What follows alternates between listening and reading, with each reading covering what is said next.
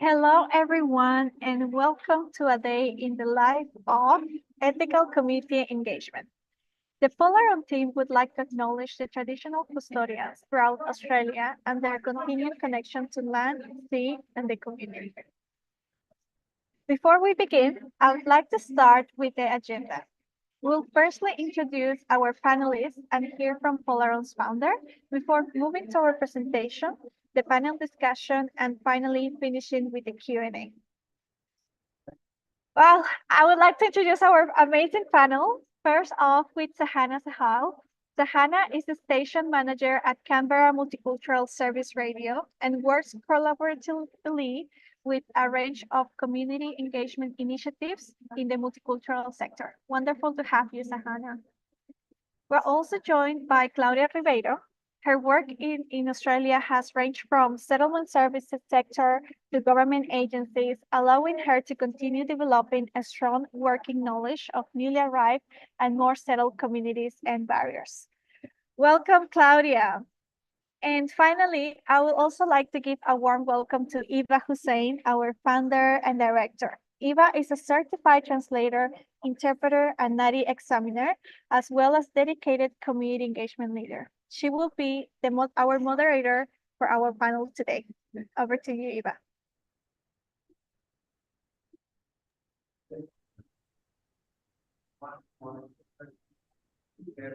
Thank you so much, Carla, and welcome everyone to this webinar. We have a very interesting lineup of panelists that Carla just briefly introduced, and they'll be able to contribute to our discussion today, just in terms of who we are at Polaron and why we're doing these webinars. We've been around for nearly 24 years, and we do work with many different communities, and we pride ourselves on being ethical in our engagement with communities. So one of the things we wanted to talk about today is that, but I also say that we work with around 1,500 in-house and external translators, interpreters, bilingual facilitators, project managers. So it's quite an interesting crew, quite an interesting team that we have. Everyone's multilingual. Everyone is born outside of Australia, has a parent born out of Australia. So we really and truly represent the community we serve. I'll ask you to go to the next slide, Carla, please. Thank you.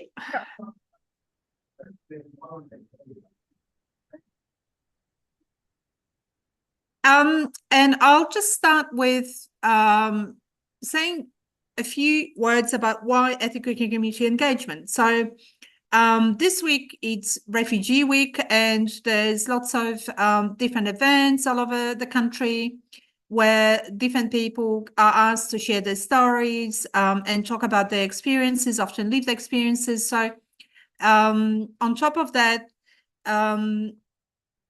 at times governments and various organizations want to know what the community thinks. So we're going to be covering how to do that ethically, because there is some practices that are not super ethical, and hopefully with Sahana and Claudia, we can go into that in a bit more detail. Thank you. Thank you so much, Eva. And we have just a brief presentation about what we think at Polaron is ethical community engagement. And there are some points here we would like to think and touch on first, but we will further discuss it in the panel discussion with Sahana and Claudia and Eva. But on Polaron's approach to ethical community engagement, we have 6 points that we really touch on. The first one is positive impact. We want to know if the projects that we work out will have a positive impact in the communities that we work with and that the resources are for as well. We are committed to collaboration, inclusivity, and fostering genuine grassroots connections. We think that working with the communities in documents and projects and programs that are finally for the communities is the way to go. Social responsibility. We identify the target audience and prioritize the community and language groups. We also have to think what the audience needs and what are the languages spoken, gender, demographics, information that will be very beneficial for you and the projects. Then we move to sustainability. We don't want you to translate everything to start from scratch. There's information available already there for you. So please, if you do like a research beforehand, you will find many tools available already for you that you can reuse. Cultural sensitivity.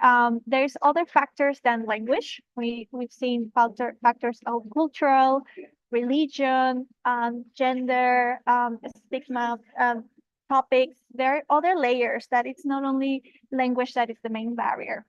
Transparency. We want to be completely transparent, and as much information as we can provide to the communities is important for them to know why this information is needed from them, why are we seeking feedback from them, what's the purpose of the project that we're working with them. So being transparent with them is always important in a project. Confidentiality, finally, we don't want to share information that you are not allowed to share. We want to keep the feedback that you give in a way that it's confidential. If you don't want to provide your names, data, that's completely acceptable and should be taken into consideration for when working in a project. So just a couple of tips and recommendations on how you can encourage ethical community engagement. First one, get to know your audience, take time to build trust and create a sense of community. Number two, listen. Listening is so important. Demonstrate respect, be curious about individual experiences. There, you're going to face with information that you have never ever heard about, or maybe beliefs that are going down because this other community member told you about another perspective. So always listen and demonstrate respect. Adopt capacity building approach and use evidence to inform your engagement. So data information, it's always important to also measure the engagement and measure the success of a project. Four, consider working with local organizations or leaders with links to the target communities. When we work with local organizations and leaders, we have to make sure that we recognize their time, their efforts, all the ideas that they gave to us. So always recognizing that for the communities that are involved in the project. Number five, engage professional interpreters, translators, and bilingual workers to facilitate communication. We know that a lot of you that are watching us maybe speak other language, but it's always crucially important to have a professional in the translation and in interpreting to help you to finalize a project. And making sure that the interpreters and translators are also brief about the project. What is the context that you are talking about, the voice of tone, what's the final purpose of this information? Those are crucial details that will help our language professionals to make a better and a great translation in the end. Provide detailed guidelines and evaluate your efforts, reflect on your practice and keep learning. Keep learning, constant feedback, always be open to feedback and to improve. In the end, everyone that is involved in the process will have different opinions and points of view. Not every project is not 100% perfect. So always taking feedback into consideration and looking at how you can improve. This is a lot of you might know that we have working project for the Voice to Parliament. So this is the process that we created this project in the final asset. So we first worked creating an advisory group to establish best practice principles, to create an inclusive language matrix and dissemination strategy. Then we worked with the translators, reviewers, bilingual facilitators, and we brief them and train them. So we give them information about what's the project about, using linguistic asset management principles. So creating glossaries. How do you translate a word like health, like care, like community engagement? How do you translate that into different languages? If there is enough context, can you leave a word in English to the community understand the word already in English and it doesn't need to be translated? Then translations are of course carried on by our 90 certified translators based in Australia. The assets are also checked. We make sure to give them disclosure of terms and style guides to the translators to also be in line with what the organization needs. And then review the translations by community members to give for them to provide us feedback and just double check if everything that's been translated and in the final product is culturally appropriate. Then we also test it with the communities, and we always review it and have traceability reports. And as you can see in the top of this graphic, we have the feedback that is always reviewed, always on the loop, and always taken care of to make improvement for future projects. Now, I am passing on the panel discussions. I know that there's much more things to talk about this topic, so I will give the floor to Eva. Brilliant. Thank you. Thank you. And I am going to ask Claudia and Sahana to come on camera for us. So that we can have a discussion. I know both Claudia and Sahana personally, and we have had lots of conversations about this space and how to do things ethically and how to make sure that people's voices are heard. And then we mostly agree that there are some practices in this space that aren't potentially so fantastic. Sorry, my computer's just,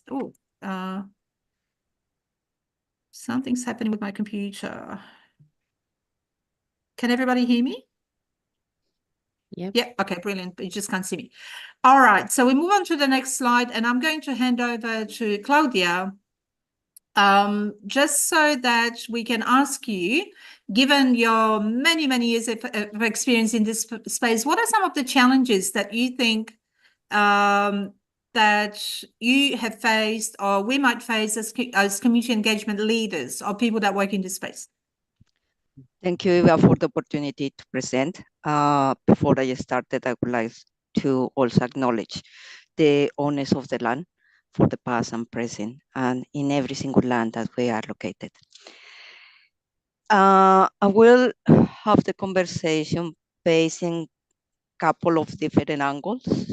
Obviously, a community person, but I also serve at the public service for 15, almost 20 years. There are a couple of differences in between. I'm going to start with the community engagement leaders and the bicultural workers. For them, they may have the trust, and the challenge of having the trust is in every single community, you have diverse opinions and interests. And you always need to be able to listen to everyone, be respectful to everyone, and try to work conciliation in a respectful manner. That is easy to say, not always easy to do. The fact that you are part of particular community and you're doing engagement with your own community means that you involve yourself personally.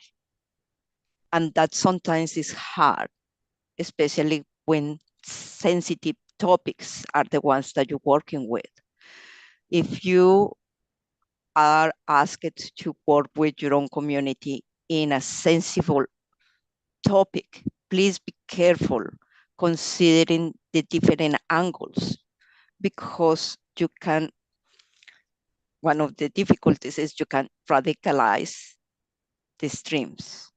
So yourself, your task is to work in a way that you will try to conciliate or find middle points. For a community leader, another factor that I think is quite important is resources. Unfortunately, majority of the community leaders work in a volunteer position with their own heart, but that means there are not enough resources to cover the activities. And sometimes, being working on the public sector, I do acknowledge that is a not real recognition for the effort that the community workers or bicultural workers or community leaders put on, and that make a constraint, because what you need is you've been asked for a project, but to finalize the project, you sometimes are lacking the resources to achieve the results that are expected. Please let me know if when the Yeah, time no, I that's need to cut. great. I think that's a really good segue to my question to Sahana, who not only works in this space professionally on a volunteer basis, but also is doing a PhD on something somewhat related. Firstly, do you think you're a community leader, Sahana? How does one become one? Like, is it a self-appointed? Do you wake up one morning, I'm like, right, I'm a community leader. What happens? Yeah. Yeah, I don't think of myself as a community leader. I think of myself as a community member. And I feel like that has been extremely beneficial for me. Because when you do community engagement, there's a lot more value personally in being a member and being part of the community, and being able to have those open dialogues within the community, and being part of those trust circles where people actually share with you their actual opinions. And so, and I do actually appreciate a lot of the community leaders from various communities. I work with about 30 communities here at CMS, and I do appreciate their expertise. But for me personally, I found that being a member and being part of the community is much more helpful in terms of doing good community engagement. And as for who's a community leader, right? That is very complicated, and this is something that keeps coming up in community engagement, because people will reach out to us and be like, oh, 30 different communities. Can you identify the community leader for this community? We'd like to talk to them. And it's so difficult to do so because there's all of these appointed community leaders who might be appointed either by as part of government processes, or might have community associations and maybe elected a president or something. But what often happens is, with consultations and community engagement, it's these voices that are very loud and that have these positions that are heard most often, and not always the voices that matter the most. And so I feel like my concern with going only with community leaders is that you often hear the same perspectives, the same opinions. And the thing with seasoned community leaders is, if you've been in those positions for a while, unfortunately, they've lost a little bit of touch with the community themselves. And the privilege of being in that position for a while kind of muddles their opinion, and they don't have as many fresh perspectives. So I personally prefer being a community member, and I prefer talking to a variety of community members. That's what I did with my PhD as well. I actually separated talking to community members and talking to leaders, so that I could get a better understanding of where each group was coming from. And it actually was extremely beneficial. Yeah, I don't know if people can see it, but both me and Claudia are nodding our heads vigorously. And the other issue, of course, is that sometimes we're not asking the right people the right questions at the right time, and those that are at the table are not the ones that need to be heard. And I think finding that balance between having community representatives or leaders or people that will actually make a difference to the discussion is quite hard. The other frustration and a barrier for me and an ethical consideration is, yes, we get asked, but is anything done about it? Like, this is very, communities keep talking about that, stop asking us, do something. I don't know, Sahana, if you've seen any of those kinds of frustrations or barriers in your space? Oh, most definitely. You get invited to so many community consultations. And as I've been going to these consultations and these research interviews and things like that for about 7 years now. And initially I was very excited. But after a time, what happens is you go there, you realize you've given 1 hour of your time, you've had a few biscuits, you've spoken to a few people. But often what happens is, when you see the listening report published, if there is a listening report or some kind of report that's published, often it happens that a significant chunk of the discussion you may have had at the table with other members is not represented. So maybe it could be that that was not the popular opinion. But when it happens time and time again with different groups, you start feeling like, oh, maybe maybe my opinion's not the popular one, and so maybe I should not give it as often. Or you No, I think we're losing Sahana a little bit. We'll let her recover. Oh, maybe it doesn't matter, and I should just part of Yeah, no, we've got you back. Say it again. So you're saying that sometimes you don't know how often you need to speak up before you're actually heard, and the conversations happen sometimes a bit informally amongst the table participants and aren't kind of funneled through. Is that right? Yeah. Also, there's a thing where some members may not have are not able to articulate as well, especially because if it's a multicultural consultation and there's like 4 different languages represented or something, the consultation generally happens in English. And so sometimes articulation is a bit of a problem.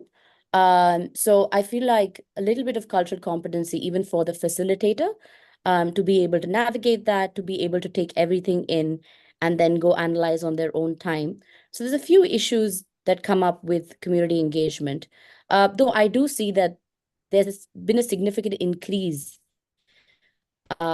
in the amount of CALD facilitators themselves, which is very helpful. Yes. Because I think you have to recognize power in a consultation as well, because there's those power dynamics which make you want to not say things. But if you've got facilitators like that, it's much easier to do the consultation. Yeah, it's more relatable, and they also have got that lived experience of being in that space and being maybe a little bit intimidated. And I think the other thing, and I've introduced this to everybody I know, so here it is, everyone. There's a saying in Polish that doesn't translate super well, but essentially it says, if you don't know what something's about, it's always about money. So we're going to talk about money, Claudia, and ethics. How ethical is it to ask for people's input and not pay them? It is not, but then you will have. I'm going to put my government hat. Go for it. And I always ask my bosses, directors, why we don't respect enough communities to value the time and the input, because every single project or policy, if you want a middle success, you need to ask community. We ask community, and we don't necessarily get back to the community, as Hannah has said. Totally agree with that. In the last program that I worked, they actually pay the participants of consultations, but they were few people and selected people. So we are talking about those community leaders, not community members, as Sashana say. And I would not be sure if that was a real representation of what the community wants. Yeah. Then then will be the other issue, and is the budget. If you do consultations, you have a large representation, you remunerate the community for their own value and time, your budget for the project will be reduced. So it is not correct not to value, but it is a discussion that has not been having with the government properly. Government recognize the need for bicultural workers, for community leaders.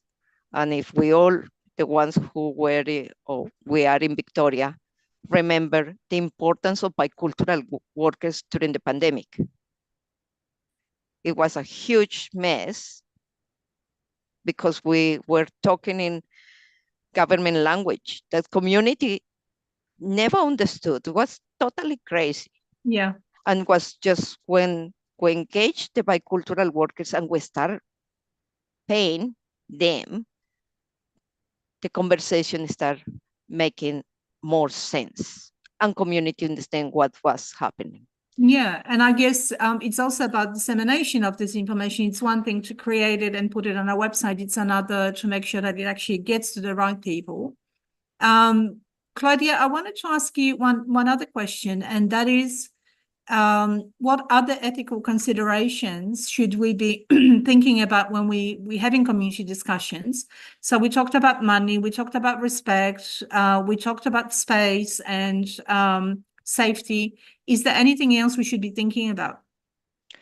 Well, a combination for me is when you do a engagement with the communities, you need to be clear that you need to create a safe, inclusive environment. So it's a place that not just the ones who speak loud will be able to talk. It's a place where the most vulnerable will be able to express themselves. As a community engagement leader, you must be conscious of the privacy. Right. There will be elements of the conversations, not just the name, but the topics, let's say family violence. And you know that if you don't treat things carefully, you can make some harm to the same community members because some people will take things personal.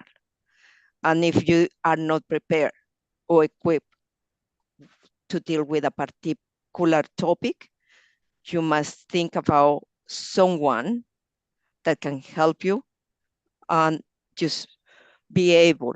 You don't open a topic and then you don't know how to manage that relationship because you may damage a person.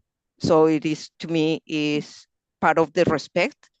Think what you're going to do and do it properly. And you've been in this space for many, many years, so your words are very valuable here, and it's kind of very logical.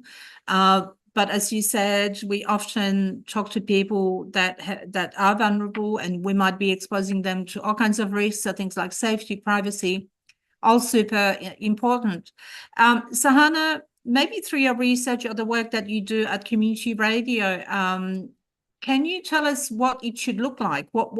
How can we make this practice of engaging communities more ethical?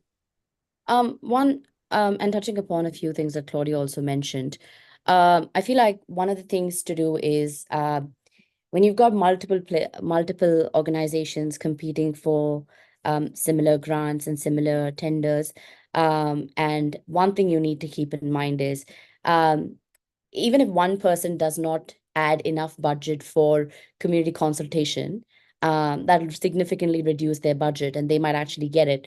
But the point is that as community engagement workers, leaders, or anyone who's doing consultations in this space, you need to add a budget and you need to advocate for that budget. I cannot explain how many times I've made that mistake of not putting a significant budget in for community engagement and how tough that is to deal with. So if you're a project person or you write grants, definitely please do add that into your budget. I think Claudia wants to say something. Totally agree. What you need to include is co-design. So the word co-design will allow you to add that line in a proposal. And you will say, we're working from the beginning with the community and this will be the value add. Yeah. Another thing is also, like I said earlier, right? Lazy representation. I would recommend not to just go with the community, the leaders that you see, but open that process as well. Try to get a few expressions of interest, try to get a few people applying to be part of your consultation processes, to be part of your advisory groups, so that you've got more voices and your consultation actually is very good, very rounded. And another thing about confidentiality, right? So one of the things that was mentioned, when you publish a report at the end, be very careful, because we're in the middle of World Refugee Week, and you hear a lot of these lived experience groups, and that's so great that people are sharing their a part of their journey with you. But the thing is, and some of that looks really interesting on a report, but is not to be shared. So I feel like some training around how you share that as well, and how do you make sure to, because after the consultations bit, when you go out, talk to people, you've got to take all of that back and you've got to analyze it and you've got to produce something, right? So I feel like that is where a little more training, a little more competency comes in, of how you analyze, how you detach those stories, how you de-identify to actually build that report. And I feel like that part is a little missed, because that reporting bit doesn't come across very good in a lot of consultations. Either the stories that they've shared, they probably should not have shared, because some communities are extremely small and localized, and it's so easy to get ostracized, because sometimes community members know what's being spoken about, and so they might be able to identify people. And so I feel like a little more training comes in there for anyone who's trying to do community consultations or engagement in that space. How else can you make it impactful is just one another thing is, and this is something that has been such an issue.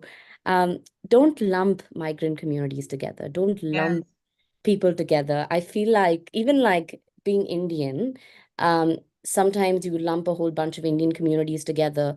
And of course it's not reasonable that everybody should know that there's multiple communities within the Indian diaspora. So I completely understand that. But the thing is, go in with that context, do a little bit of research, go in with that context, and try not to lump them in together. Because so many consultations, it goes so well and everything's going really well. But the minute the participants start feeling like they're being lumped together and they start to disengage, and I feel like that is something, it's a rookie mistake, but I feel like that's something that we need to be careful of, that they can all maintain their individuality in that conversation. Some really great insights there, and you should see the discussion online, Sahana and Claudia. We'll get people ask questions in a moment. I think the other thing with this is that there's really no prescription for this. There's no template. There's no the right way or the wrong way of doing it. And often people get into this space without really understanding all those considerations that both you, Claudia, and Sahana have raised.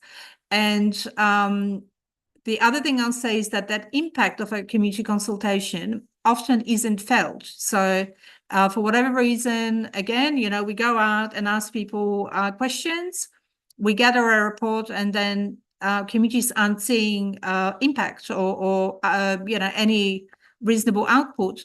So that's another way that communities will disengage because they don't see the point. I remember taking part in a community consultation for one of the codes, spotting codes, and someone, it was online, and they said, how many more years are you going to ask us the same questions? Can we actually do something about it? So I think, when you want to engage with community ethically, it is about understanding diversity within diversity, whether it's for the Chinese community, whether it's for the Indian community, whether it's for the Spanish-speaking community. They speak different languages and different dialects, have different religions, cultural practices, such a complex picture. So you can't just, sometimes it feels like, there's a fancy proposal, a fancy report, and nothing much in between, which is why we're talking about this today. So, Claudia, go for it. Adding to what both of you have been saying, something very important when you do a community consultation or community engagement is to be absolutely clear and transparent of what your role is within the community and what you could do. Because sometimes as a worker, you have been asked to do a community consultation with particular community. Well, you need to be able to say to the community, they are doing this, I'm going to request this, and I'm going to put this proposal or this program or this idea to them. However, I do not have the power to take it back. I will try to get some feedback, but you need to be clear and transparent with the community of what the aim of the activity is, and don't, unfortunately, government, many cases will never get back to community. And if the expectation from the community is that that particular situation will be solved after that day, as you mentioned, Eva, people get disengaged. Yeah. And the whole work that you have done will be damaged. So that's something that people always need to be absolutely clear. And it's about setting expectations and having a clear pathway and an explanation for the community members participating about why they're being asked questions, how the information is going to be managed, including confidentiality, and what will happen. Where are we going with this? Is it just a cheek-spocking exercise? Not that anyone's ever going to say that, but sometimes it kind of feels like it a little bit. So it's about, that respectful engagement with the community that is very clear, particularly if language is a barrier. Look, we have like 1 million questions online, and I kid you not, very, very spirited discussions. So I'm going to hand over to my colleagues to ask you two some questions and see if we can come up with some solutions, maybe even. Thank you, Eva. Very interesting discussion. I'm taking so many notes. One of the questions from the attendees is, how can I start to recognize if a project is ethical or not? Good one. So Hannah, you want to take that one? What are 3 things that when you look at a project, you can say, yep, that's ethical. No, that's not. I don't think I've ever asked myself that question, if it was ethical or not. One of the things that I would look for is what you said you would do and what you've done.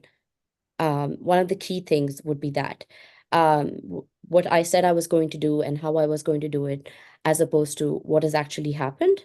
I think that would be my first criteria to see if I've been ethical, not just towards the community, but also towards the funder, to other stakeholders, to everyone, to see if that has happened, and then why that breakdown has happened. So that's one of the key things that I would look for if I wanted to judge if something was ethical. Second thing is to see if, one, I have recognized people who've gone through the process, and if I have not been able to recognize them, having a core reason for that. I may not have been funded, I may not be able to do so for whatever reasons, and I feel like that's important too. And another way you could recognize them is by inviting them to other events and things like that, and having them part of that community. I think those are 2 parameters that I would look at to see if my project has been ethical or not. Yeah. There's a whole bunch of other things as well, but like that's the basics. Yeah, no, that's great. That's a great answer. And it is about building trust. You can't just walk into a community and expect them to share and, sing Kumbaya or whatever. It does take years for some communities to really trust you. And sometimes I hear people saying, oh, but the communities don't trust the government. I actually think that it's sometimes the other way around, and that the governments don't really trust communities, and communities often know best what to do about certain topics. So asking them in a respectful way could be really beneficial to everyone. So Hannah, did you want to add something? One other thing is, I'm not sure if this is about ethics, but it's also about timing, right? So we've all spoken about COVID, like till the cows come home. But the thing is, it took like almost a year for them to even start reaching out to community radio, and then being like, oh wait, you guys talk to the community. You are the community. Your broadcasters are part of the community. Let's rope you in. And I feel like that's just and because that was a one-off big thing that happened. I Mm. feel like going forward, if engagement is something in I think all organizations should try to have some kind of ethical engagement framework, even if it's Mhm. just a one-pager of how do you think you should be doing engagement with the community that you work with. Just something that you think this is the best case scenario. If I had all the resources, this is how I would do it. And then I think that would be a good place to work from. That's right. That's a really great suggestion. And I think out of that framework, you can build things like budgets and processes and everything else that comes out of it, including outcomes. Carla, do we have a question for Claudia, please? Yes, of course. So one of the questions is, what does it mean to become part of a community? And also, when you feel like a community leader is acting unethically or disrespectfully, what do you do in that situation? Oh, great question for Claudia. Go for it. Very sensitive. Look, we are migrants. We are part of the big migrant community. Sahana was talking about that people tend to generalize about the Indian or the Latin or the African communities. We are part of a big community. Sahana mentioned that we need to do the work, do the research, and think, okay, this particular community that I'm going to work with, what is my connection with them? I've been working with the African communities for years and I'm Latin American, but I feel connected with them from the point of migration for the story that brings us together. So you don't necessarily need to work with your own particular community and be member of that community. That's number one. The second part is when you work on the sector, you make identify with someone used to call it gatekeepers. So you have these self-appointed leaders, and there are the ones who may have the relationship with the state or the Commonwealth government. But that doesn't mean that what they do is within the benefits for the community. In some cases, not all cases, and again, please don't take this out of context, that person will have their own self-interest. Or agenda. And you need to be very careful, very respectful, but you need to realize that you cannot be part of an individual agenda. So when you do community work, you need to determine that the person that you're working with is helping the community or not. Yeah. And Wise words. and if you see something that is not correct, what you need to do is just to try to identify other people within that particular community that you're working with, to try, remember what I say in the beginning, to try to make a balance and to bring more, so you are not working with an individual agenda. And of course, working in this community space, sometimes there are nuances, sometimes there are power dynamics, sometimes there are politics, there's all kinds of things that we will never properly understand. So being able to navigate that respectfully is quite a challenge. And we're not going to be able to give all the answers today. But guess what? We're out of time, believe it or not. Yes, Claudia, go. One last thing is you need to be conscious that you're working with the community, but you cannot take sides. You must maintain your neutrality. That's a great additional point. So on that note, I'll hand back over to Carla, but not before I wish best of luck to Sahana with her PhD. Yeah. When's it going to be published, your big paper that you're writing? You should never ask a PhD candidate that question. Yeah. So could be now, could be in a year, could be never. No, but I'm hoping to finish off by the end of next year. Okay. So I'll definitely share it then. Yeah, we'll have you back and you can talk to us again. What's on the horizon for you, Claudia? I'm looking for some options and wish to continue working with the communities is my passion. Yeah, and you are so amazingly good at it that we're very privileged to have you both with us today. Over to you, Carla. Thank you so much, Eva. Everyone there, Thank if you. you do have any language services related inquiries, please contact me at carla.f@polaron.com.au. Be sure to subscribe to our YouTube channel and follow us on LinkedIn for more Polaron, or you can also scan the QR code. If you have any feedback for us, please fill out our survey. This link is in the comments as well. It will help us a lot. And I also wanted to say a big thank you to Claudia, to Sahana, and to Eva. You've been wonderful. I've learned so much from you. And thank you once again, everyone, for joining us this webinar. We hope you enjoyed, and we'll see you next time. Bye-bye. Thanks, Eeps. And all the questions that we saw being asked, we'll answer them. Don't worry. And thanks, everyone, for watching. Appreciate it. Thanks, Thank you everyone. all. Bye.